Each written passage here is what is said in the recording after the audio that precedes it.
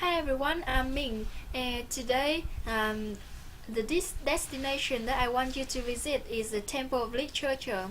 You know, Temple of Literature is the first university of Vietnam, and it is over 900 years old.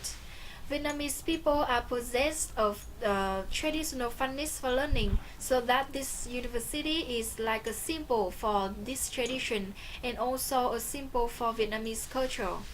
Now we are standing on at the first part of this complex. You can see two sides of the gates. There are two stelaes. On the stele, they they are Chinese character. They mean dismount of your horse. Because this area is just for the sanctuary, no one is allowed to travel by horse or any other transportation. Even the king, everyone has to walk to visit the temple. And now in front of you is there are four pillars. On the top of each pillar there is a small lion's club. A lion's club is an animal combined of lion and dog. It is very different from the Chinese symbol. Um, the Lions Club takes responsibility for guarding, and if you are a good guy, you can go through these pillars very easily. Now and after go through it, you can see the entrance gate. Um, it's called three-door temple gate.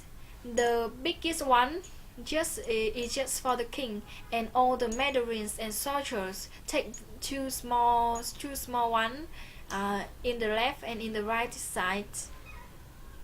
And next to two small doors, there are two pictures. One is tell us about the story about the learning process of the student in the past. If you want to become a Mandarin, they had to study very hard, like a cup. Wants to transform a dragon, they has to go through a very violent waterfall. And the other picture is about the story after they become a Mandarin.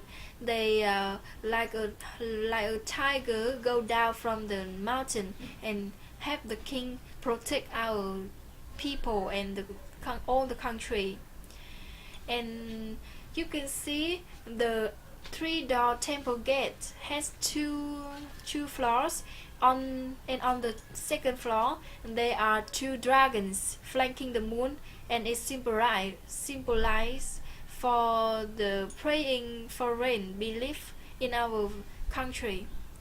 And now we will go visit the temple through the main gates like a king. You know, the temple was built in 1070 under the reign of Li Tengtong. And 6 years later, the university was built too. Originally, the temple was open twice a year in spring and autumn festival, and only the king and his followers came and made some ceremonies dedicated to Confucius. And the whole complex of Temple of Literature consists of 5 parts. The number 5 in Vietnamese culture is very meaningful. There are 5 elements create the world, and also there's also 5 virtues that a gentleman must have. They are humanity, righteousness, civility, royalty, and knowledge. And moreover, there are 5 basic relationships in Vietnamese culture. They are king and subjects, father and son, husband and wife, brothers and friends. That's all the meaning of number 5. And now we are standing at the first part in this complex, right? You can feel that this is like a garden, and the space here is very large and has a lot of fresh air. The two sides of this garden, they are two rectangle shaped lake. They are considered like two eyes of the dragons, and there are a lot of old trees too in this garden. And you can feel the quiet. You can feel the garden is very quiet, right? Because no sound from the bus to road outside can be heard here. And now we move to see the middle gate. The middle gate, and on the top of middle gate, you can see you can see the cap and the dragon and a jar in the middle. It's like the story that I told you before. It is like the hard time, symbolize the hard way of students who want to become a Mandarin. They're a Mandarin of the country, according to an old story. When a calf want to change itself to a dragon, there it has to pass through a arch-shaped rock waterfall during the violent tide. It's also similar to the students who succeed in passing the examination, while his white little jar stand for the holy knowledge. And now we will move to see the pavilion named Khuê Văn Các. Khuê Văn Các in English is called Pavilion of Constellation of Literature. The pavilion was built in 1805 under Nguyễn Dynasty, and now is considered to be a symbol of Hanoi. By the end of 17th century, the capital was moved to Huế by Nguyễn Dynasty, the last dynasty of Vietnamese feudalism. The Nguyễn King also removed a lot of royal palace in Hanoi and transferred to Huế. Finally, they decided to destroy the emperor wall citadel and use the bricks to build a wall surrounding this temple, turn it into the last reminder of former royal families in Hanoi. And there's also a temple of literature in Huế. It's much smaller than this one, but the architecture and purpose are exactly the same. Khuê Văn Các means constellation of literature pavilion. The pavilion is rich in the complementary symbolism of yin yang. They are high and low, square and circle. And in front, opposite of the pavilion, this is the well of heavenly clarity.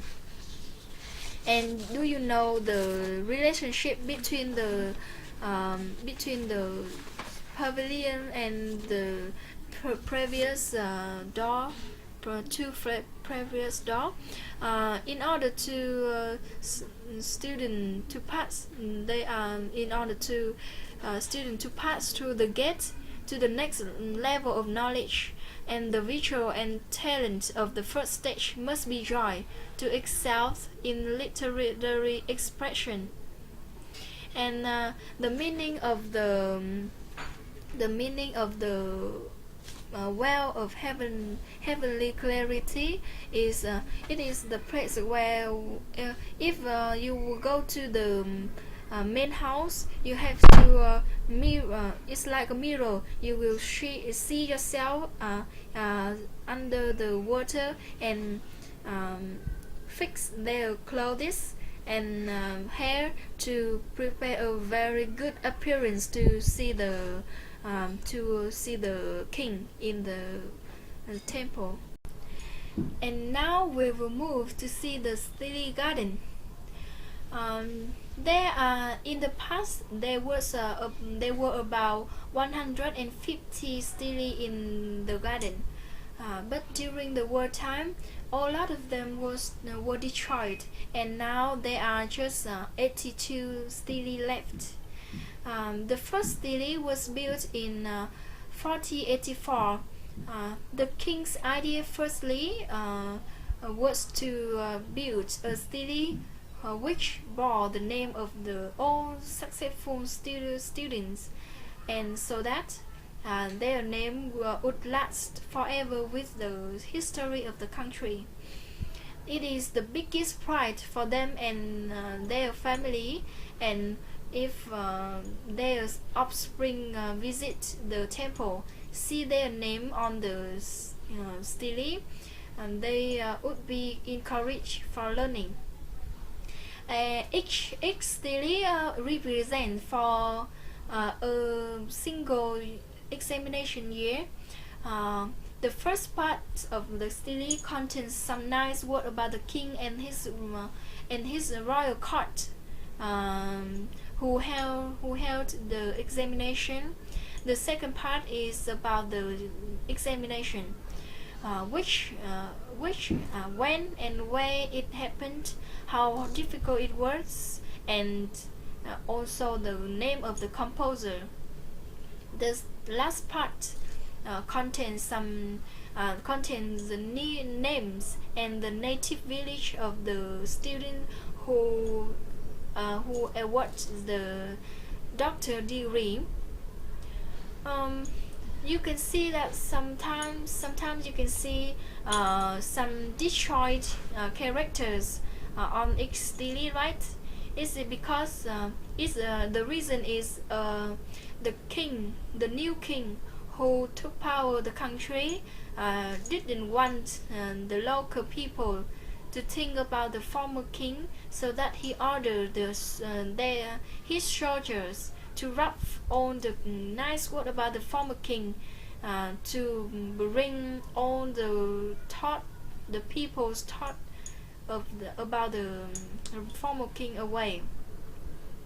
And there are many signs and different decoration in stele, because they were cave in different period of time. The group one was the earliest stele. It's dating to 50. There was cave in 50th century. They are very small and has simple decoration. The second group is during the 16th century, and they are bigger and have more decoration than the group one. And the third group, the group 3, the stele was is very big and have more decoration, and the decoration is very delicate.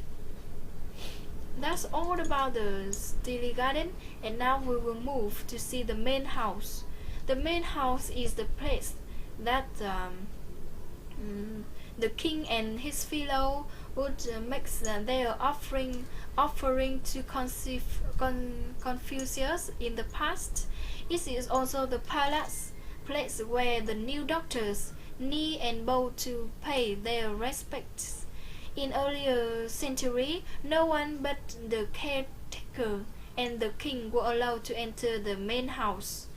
And now you can see the main house, and now the main house are allowed to everyone to come to visit. And the sanctuary with statue of Confucius and his four best students, Nhãn Tử, Trang Tử, Tử Tư và Mạnh Tử, and Mạnh Tử.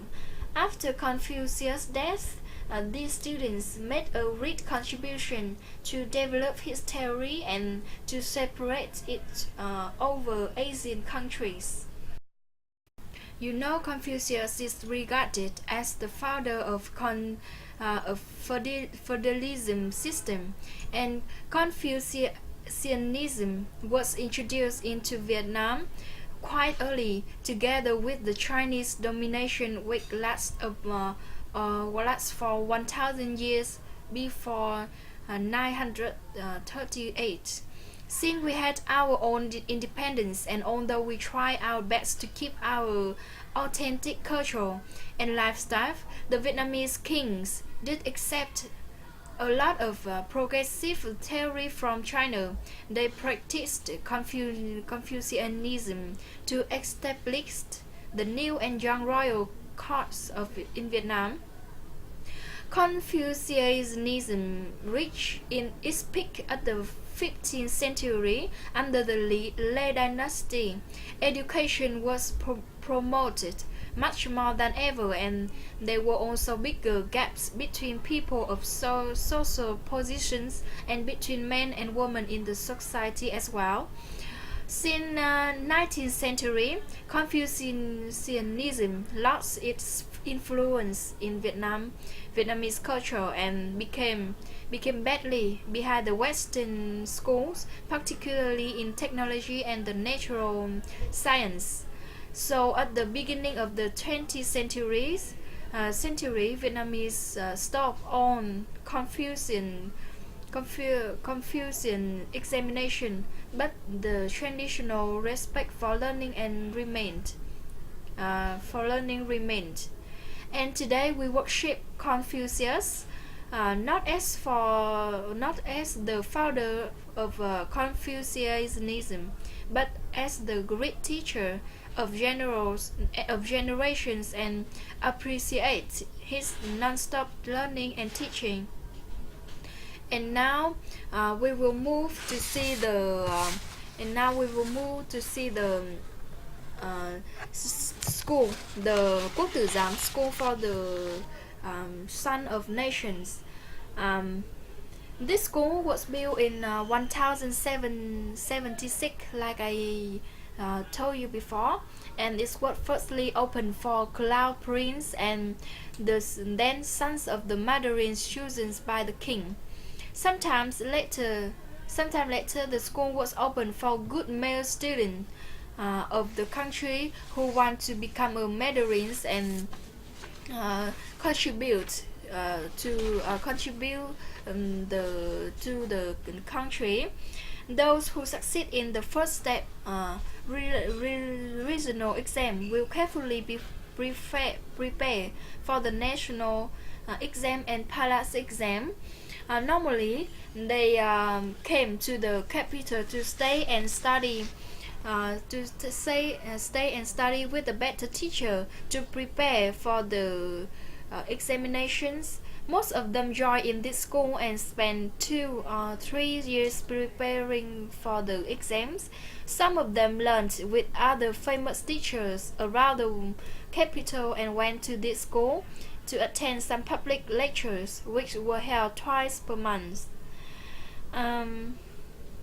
During the wartime, the school was destroyed totally, and in 1996, Vietnamese government had a big project to rebuild this area.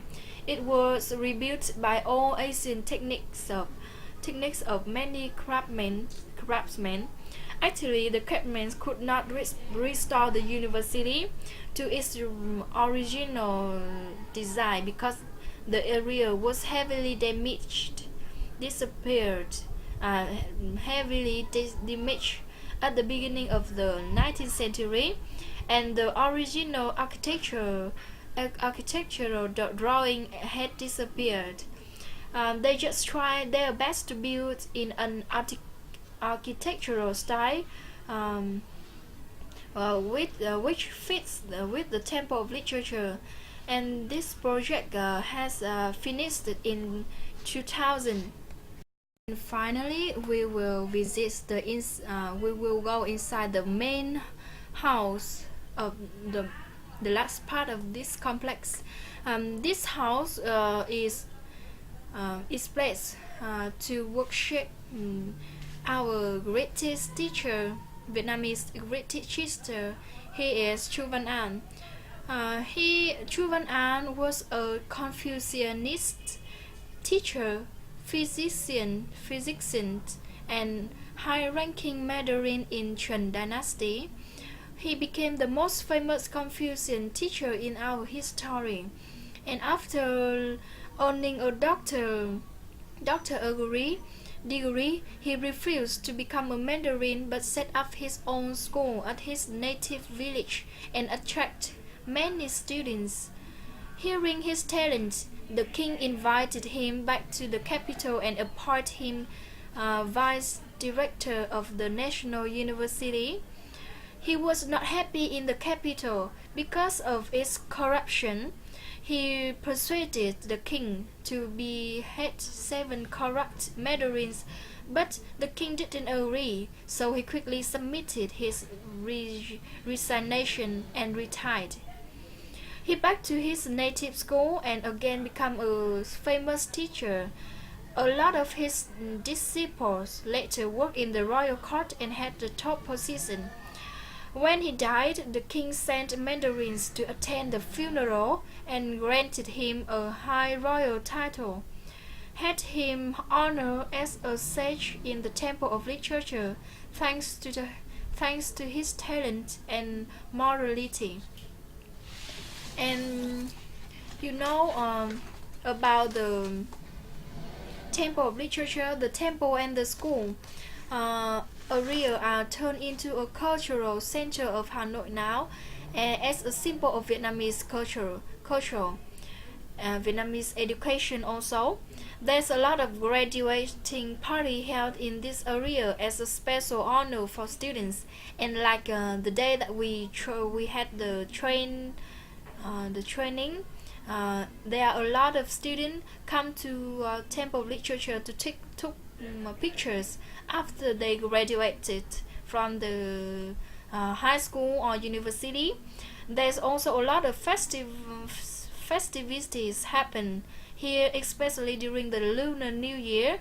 The bonsai market, exchange Chinese characters, and other traditional games like the cockfighting or human chess, which is very colorful and attractive. And the second floor of this house is for worship three kings who built and developed this Temple of Literature. 3 kings remembered here are King Lý Thánh Tông, the monarch who founded Văn Miếu in 1070. The second king is Lý Nhân Tông, the founder of the Imperial Academy in 1076, and finally is King Lê Thánh Tông, the king who set up the first doctor study in 1484. That's all about the information that I want to give you about the Temple of Literature. It is a very Asian area, and it take a very important part in Vietnamese culture. I hope that if you have a chance, you have to visit this area and have a lot of useful historic story about this temple. Thanks.